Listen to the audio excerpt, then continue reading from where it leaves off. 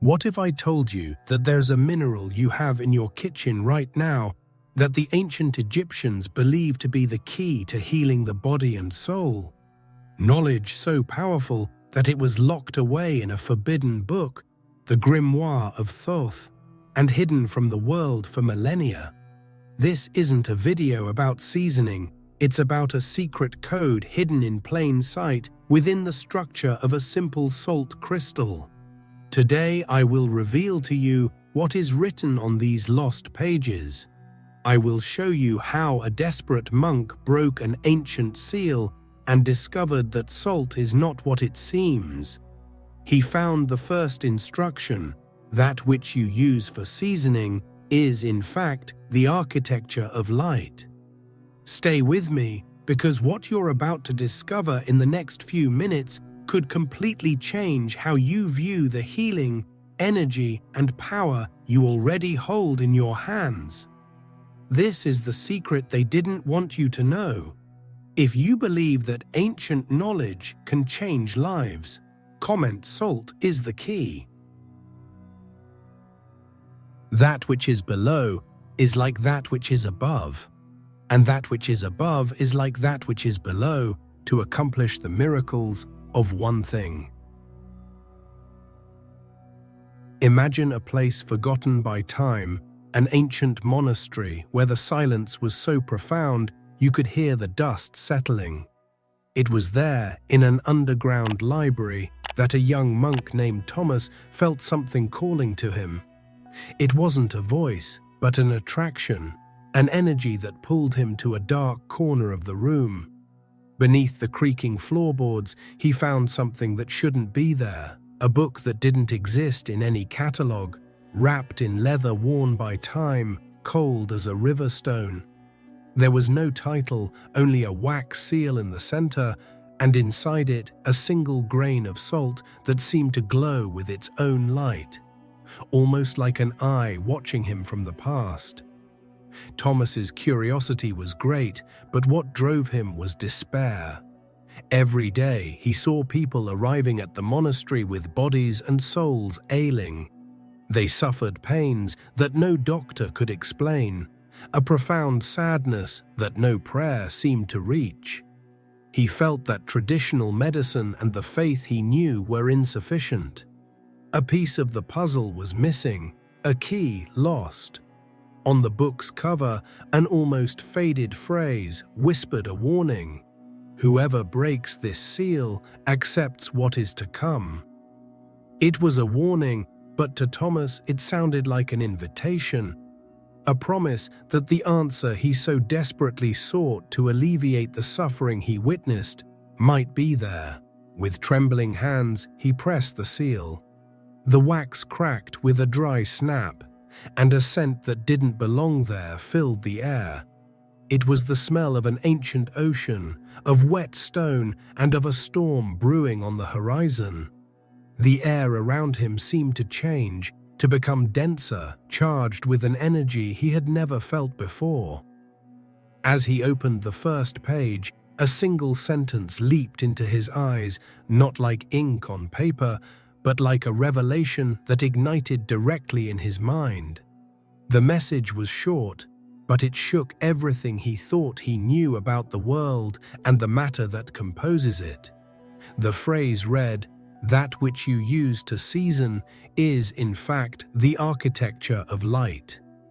At that instant, Thomas understood that he did not hold in his hands a simple prayer book or an ancient record. This object was different. It did not contain merely words. It contained a power, a wisdom that had been deliberately hidden from the world. The phrase echoed in his mind, and he began to look at the world around him in a different way. Salt, that common white powder that everyone used without thinking, suddenly seemed to hold a monumental secret, a truth about the very structure of reality. He realized the book wasn't a passive object. It was a portal. That broken seal hadn't just opened a book. It had opened a door to knowledge that could heal, but also be dangerous. The warning on the cover now made perfect sense. He had accepted what was to come, without having the slightest idea what it would be. The search for a cure for others had placed him on a path from which there was no return. What was that book? And what power did the architecture of light conceal within a simple grain of salt? The answer seemed to lie within the following pages, but the first revelation had already transformed him. The cure he sought wasn't in herbs, potions, or known rituals. It was hidden in plain sight, disguised as the most common of minerals. The book seemed to have been written by Thoth himself, the Egyptian god of wisdom, the scribe of the gods. Thomas was about to decipher a code that humanity had forgotten, a secret about the sacred geometry that connects the body, the soul, and the universe. But to understand this language, he would first need to unlearn everything he knew. The secret code inside a grain of salt. The Grimoire was not a book of stories, but a manual of systems. Thomas understood that each salt crystal is a microcosm, a mirror of the order of the universe. Its cubic geometry is not accidental, but a signature of the intelligence that organizes matter.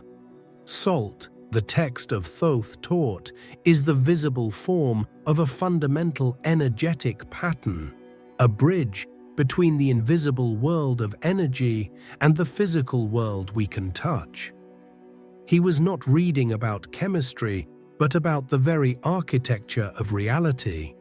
The manuscript revealed that the crystalline structure of salt is functional. It possesses the ability to record, store, and amplify information, acting as an organic and living hard drive. Salt functions as a bridge between spirit and matter, an anchoring point where energy becomes tangible. Thomas realized that the healing he sought was not in creating something new, but in reactivating a lost cellular memory, using salt as a tuning fork to restore the body's original frequency.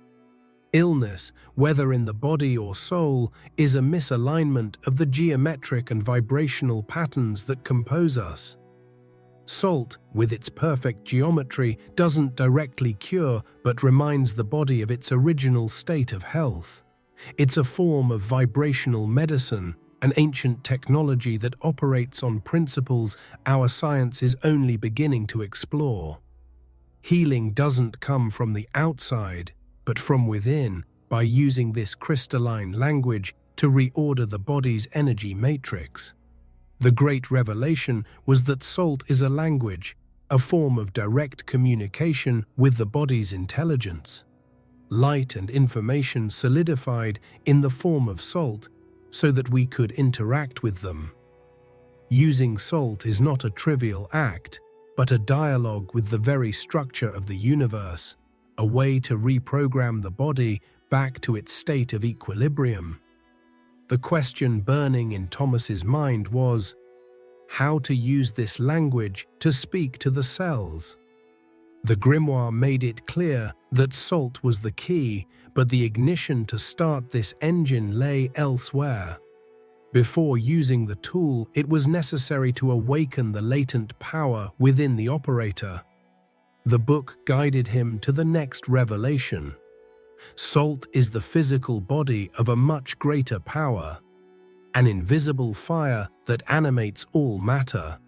Learning to ignite this inner fire was the true beginning of the journey and the essential step to using the language of crystals. As I continued reading, the mystery deepened. The Grimoire described salt with an enigmatic phrase: "Salt is sleeping fire."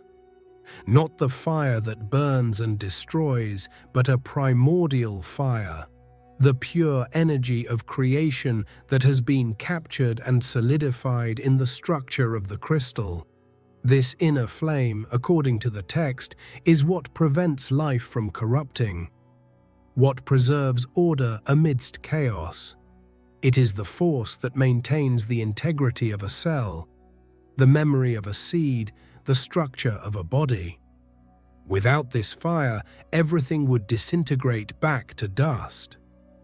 Ancient alchemists, in their quest for the philosopher's stone, already knew this.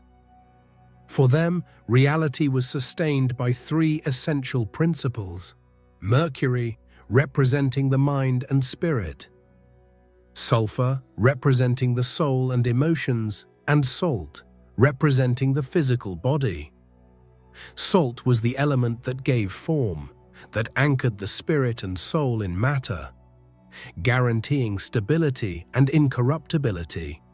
Without the principle of salt, the mind and soul would have no vehicle to exist in the physical world. Salt was the body of the universe. The manuscript then revealed a method, a ritual so simple it seemed almost unbelievable. It was a spiritual science to awaken that inner flame that resides in each of us. When the soul feels heavy and the body tired, the text instructed, "At dawn, place a single grain of rock salt under your tongue. Do not swallow it, just feel it dissolve. As it merges with your body, affirm in your inner silence, 'May my truth be incorruptible, may my light be preserved.'" This act, the book explained, was much more than a symbolic gesture. By doing this, you weren't just ingesting a mineral, you were activating a resonance. The salt, with its vibration of order and purity, came into direct contact with the bloodstream and nervous system, sending a signal throughout the body. It was like tuning a musical instrument that was out of tune. The command that my truth be incorruptible was not a prayer, but a direct order to your cells, realigning your energy with the original pattern of health and vitality. It was a reminder to the soul of its eternal nature and to the body of its capacity to regenerate. It was a way to halt the decay, not only of the body, but especially of the spirit. The wear and tear of daily life, stress, fear, all of this generates a kind of energetic rust that consumes us. Salt, with its preserving fire, acted as a spiritual antioxidant, cleansing this corrosion and restoring the luminous essence that exists within us. Thomas understood that this practice was the basis of all healing. Before anything else, it was necessary to strengthen and preserve one's own vital force, the flame that keeps us alive and conscious. But the Grimoire made it clear that simply preserving this flame was not enough. The human soul carries wounds, memories, and unresolved emotions, like oceans of tears that were never cried. These stagnant energies weigh on the spirit and block the flow of life. Preserving the flame was like protecting a candle from the wind. But if the wax was dirty, the light would be weak. For complete healing, it was necessary to purify the wax. And for that, it was necessary to understand the sacred and powerful relationship between salt and the element that represents all our emotions. Water. Where water and salt unite, life happens. The Grimoire called this union sacred matrimony, the first covenant of creation. This fusion occurs not only in the oceans, but within us. An ancient navigator quoted in the book made a shocking discovery. Our blood, sweat, and tears have the same salinity as the primordial sea. His conclusion was simple: we are not beings of the land. We are oceans that have learned to walk. This revelation transformed Thomas's perspective. Our body is not a machine, but an aquatic ecosystem, a walking inner sea. In this alchemy, water represents emotion, flow, and adaptation. Salt, in turn, is the structure, consciousness, and information that gives shape to this flow.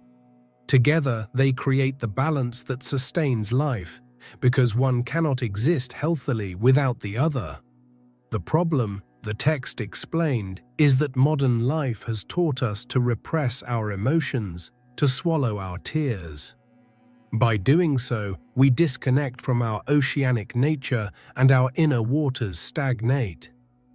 Unprocessed emotions become toxins that poison the body and mind, creating blockages that manifest as anxiety, depression, and physical illnesses.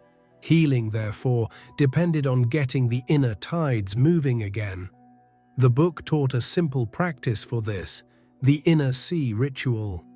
At dawn, dissolve sea salt in a bowl of pure water. Immerse your hands in the mixture, close your eyes, and feel the ancestral memory contained there. The act was an invitation for trapped emotions to surface and be released. A signal to the soul that it was safe to feel again, allowing the inner waters to wash away accumulated pain and fear. However, the grimoire ended with a serious warning. This inner cleansing is like opening the windows of a house that has been closed for years. The light enters, but the movement attracts attention. There are forces that feed on chaos and fear. By raising your vibration, you become a point of light that attracts the attention of darkness. Therefore, before continuing the healing process, it was absolutely essential to learn how to protect yourself. The invisible barrier. The knowledge contained in the grimoire went far beyond healing the body. It taught about the physics of energy and how to create protection. Salt, the text explained, does not function as a material shield that blocks a physical attack. It acts in a much more subtle and powerful way. It functions as a tuning fork that reorganizes the vibrational frequency of a space or a person. Where there is disorder, fear, or negative energies, the perfect crystalline structure of salt imposes a pattern of order and harmony simply by being present. Chaos cannot exist where perfect order manifests. The book told the story of a monk named Grimoire who was called to help a family in a house tormented by inexplicable phenomena. Doors slammed, objects moved, and a constant feeling of fear hung in the air. Grimoire didn't use prayers or complex rituals. He simply took a bag of coarse salt and calmly drew a perfect circle on the floor of the main room, sitting in the center to meditate. The result was immediate. Inside the circle, peace was absolute. The air was light and silent. Outside, the chaos continued, but it was unable to cross that white, crystalline barrier. Salt doesn't fight darkness. It doesn't expel it. It simply creates a field of energetic coherence so strong that low and chaotic frequencies cannot sustain themselves in its presence. It's like trying to play a discordant note in a perfectly tuned orchestra. The dissonance is naturally corrected or repelled. The perfect geometry of the salt crystal generates a force field that interrupts the vibrations of fear, anger, and confusion, reminding that space or that person of their original frequency of light and balance. However, the manuscript contained a crucial warning, a fundamental rule that determined the success or failure of its use. Salt is an amplifier. It does not judge. It only intensifies what is already there. If you use it with a serene heart, with a clear intention of peace and harmony, it will amplify that light exponentially, creating a fortress of protection. But if you use it with fear, anger, or doubt, it will amplify that confusion, possibly even worsening the situation. True protection lay not in the mineral, but in the purity and strength of the intention of the one who handled it. Protecting your physical space, such as your house or your room, was the first and simplest step. A little salt in the corners of the rooms, or a circle drawn around the bed before sleeping already created an effective energy barrier against external influences. But the Grimoire taught that this was only basic protection. True mastery lay not in protecting the space around you, but in protecting something much more valuable and intangible: your time, your memories, and your own consciousness. The book suggested that, just as salt could create a barrier in space, it could also be used to seal and protect moments in time.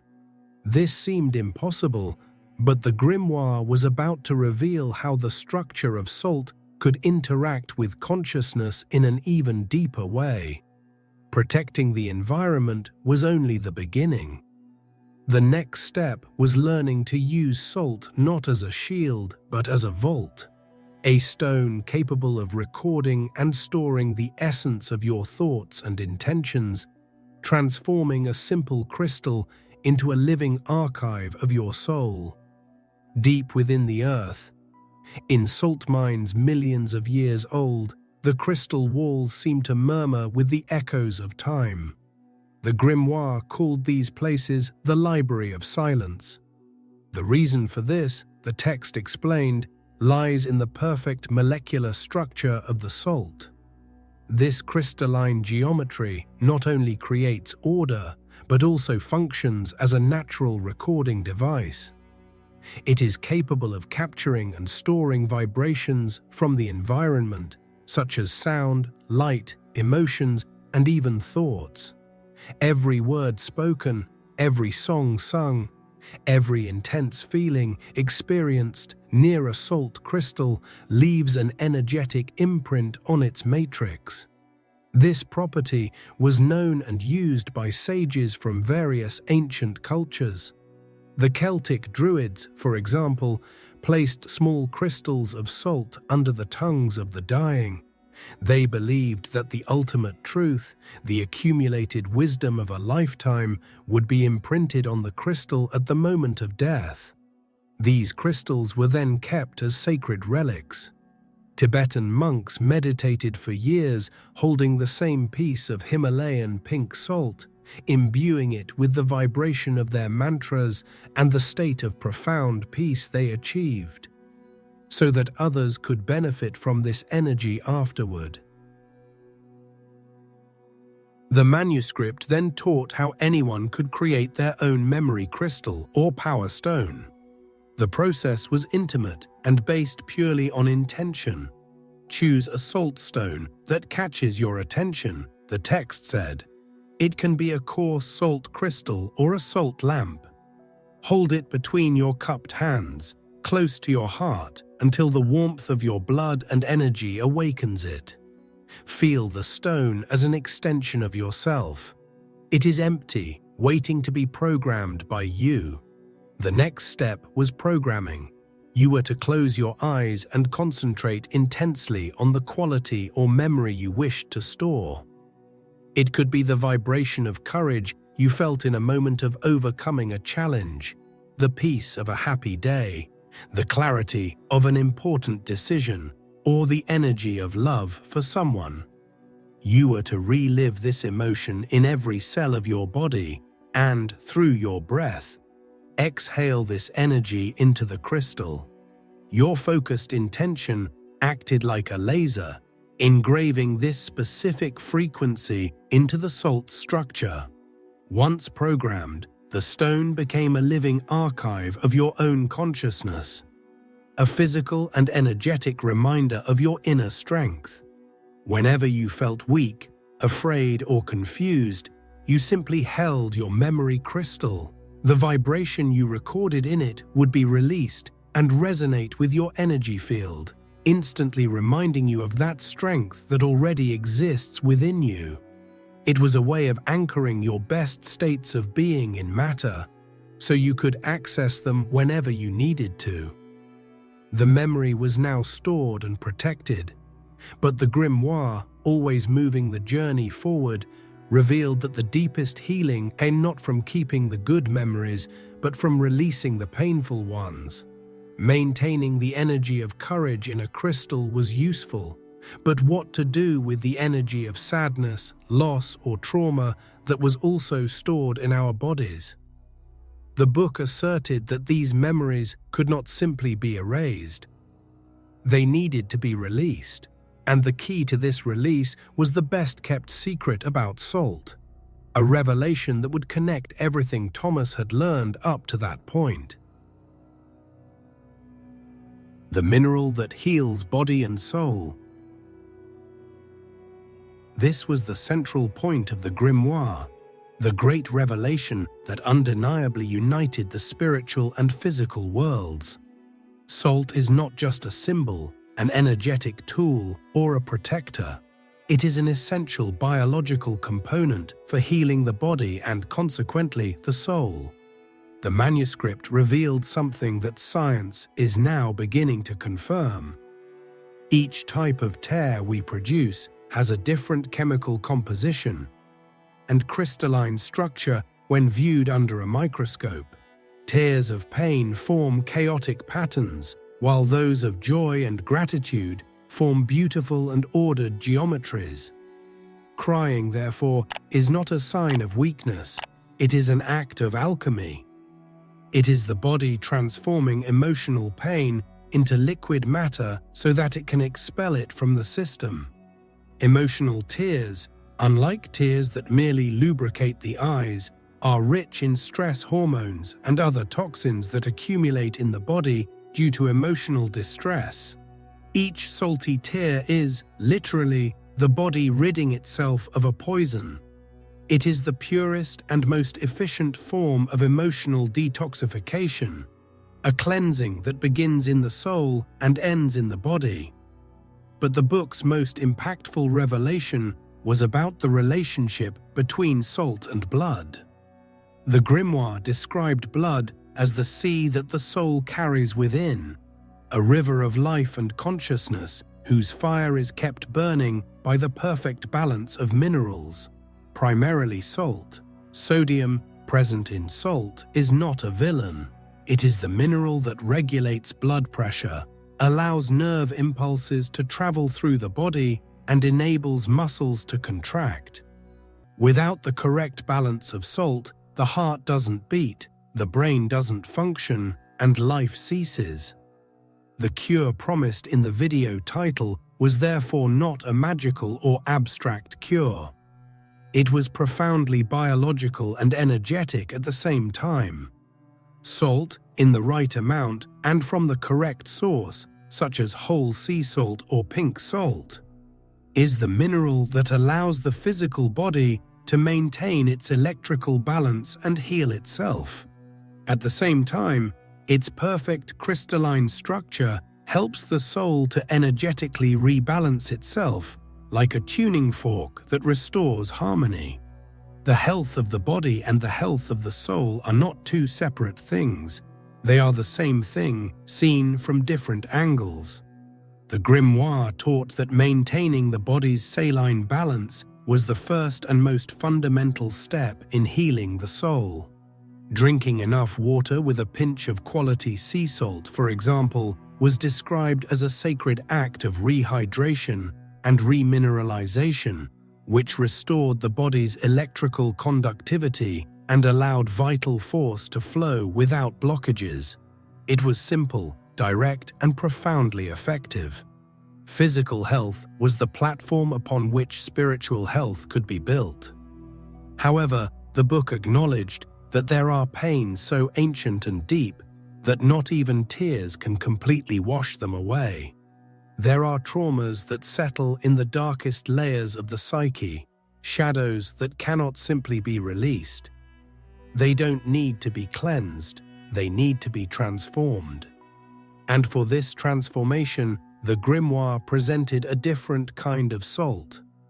A salt born of fire and darkness, capable of guiding a person through the darkest night of their soul so that they could be reborn. On the slopes of active volcanoes, where incandescent lava meets the salty water of the sea, a special type of salt is formed, volcanic black salt. The Grimoire called it the salt of rebirth. Its dark color does not come from impurities, but from the activated charcoal present in the lava, a powerful purifying agent. While white salt cleanses and purifies the surface, black salt acts differently. It transmutes. It does not remove darkness, it absorbs it and transforms it into light. This salt represented the most feared and necessary journey of alchemy, the Nigredo, the dark night of the soul. The dark night of the soul is a process where the individual must voluntarily confront everything they hide from themselves. Their deepest fears, their guilt, their shame, their anger. It is a symbolic death, where the false self, the ego built on lies and traumas, is dissolved so that the true self can emerge. The ritual described in the book for this journey required isolation, darkness, and silence, and black salt was the central tool, but not to be consumed or used as protection. It was used as a mirror. The practitioner should place a handful of black salt in a bowl of water and sit before it in total darkness. The black salt, with its absorptive capacity, acts as an energetic vacuum, drawing to the surface of consciousness everything that is hidden in the depths of the psyche.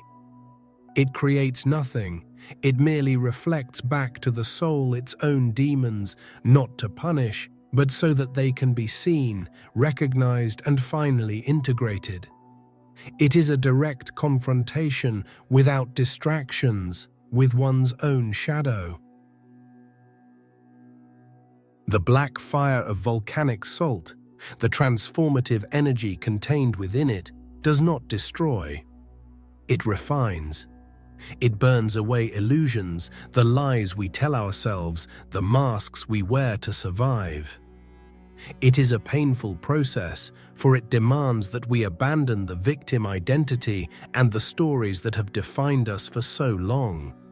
But whoever has the courage to cross this night, to look at their own darkness without judgment, and learn to love and accept all parts of themselves, emerges on the other side completely transformed.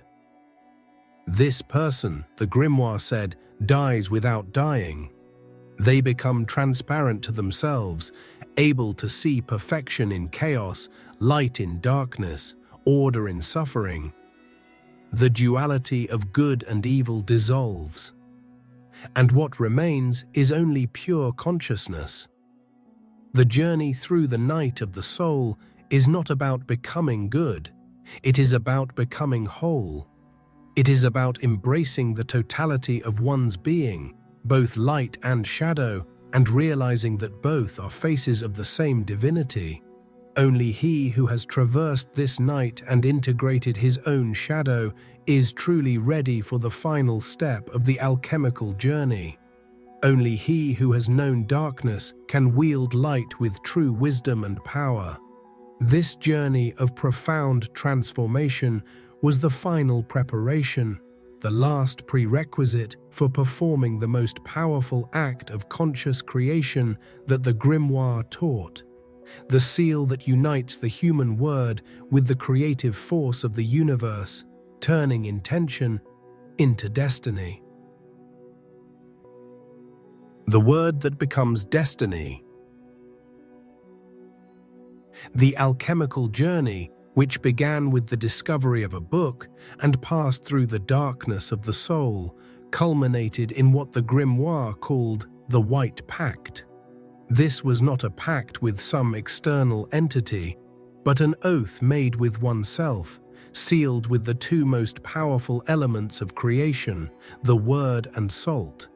The ancient sages knew that there is no oath more lasting or powerful. The spoken word carries the vibration of intention, And salt, like an incorruptible witness, records this vibration in the matrix of reality, ensuring that it manifests. The Grimoire taught that every word we utter is a decree, a seed we plant in the quantum field.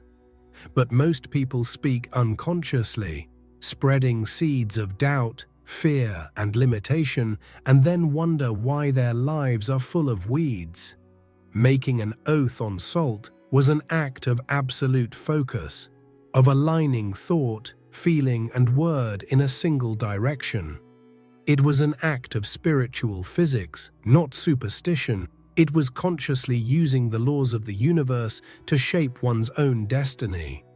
The ritual was solemn and simple. The practitioner should find a quiet place where they would not be disturbed. Before them, a single crystal of pure salt, representing the structure of truth. Holding the crystal in their hand or simply focusing their gaze upon it, the person should declare aloud, clearly and firmly, their new truth, their promise, their decree, not as a request, but as an affirmation of something that already is. From this moment on, I am prosperous. From this moment on, I am healthy. From this moment on, I live in love. The key, according to the book, was conviction.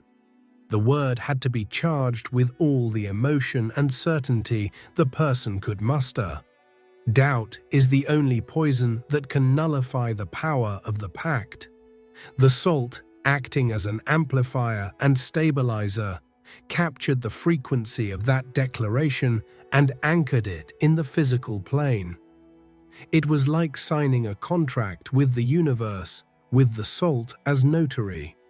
From that moment on, the forces of creation would begin to reorganize themselves to mirror the new truth that had been declared. This act represented the moment when the seeker stopped looking for answers and power outside of themselves. It was the total assumption of responsibility for their own reality.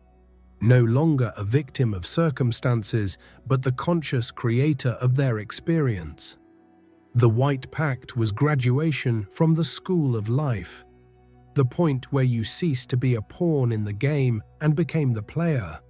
It was the manifestation of true free will, the ability to choose one's own reality and seal that choice with the power of focused intention.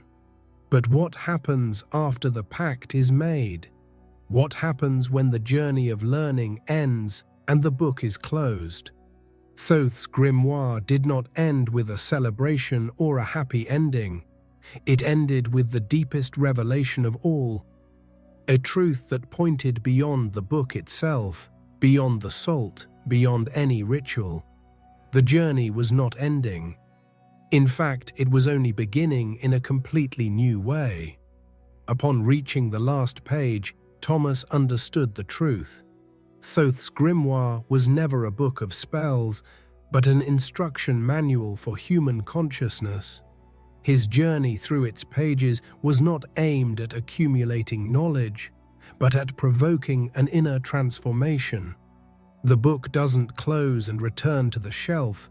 It dissolves within you, and the journey begins in the reader's life, not at the end of the text. The final revelation was that the goal was never to depend on salt, but to become salt. The aim was to develop a crystallized consciousness, a mind as pure and ordered as the geometry of crystal. When a person achieves this state through presence and self-knowledge, they no longer need external tools. They become the tool themselves, the source of their power. The body is the temple, the blood is the altar, and purified consciousness is the key that opens the inner sanctuary where divinity resides. The teachings cease to be theory and become lived experience, integrating the sacred into daily life. Breath becomes a constant prayer, silence becomes the most powerful medicine, and consciousness reveals itself as the fire that sustains the universe. The grimoire was a map. Upon reaching the destination, the map becomes unnecessary. You become the territory. Navigation through life is no longer guided by external rules, but by your inner compass, your intuition, your crystallized truth. You no longer possess knowledge.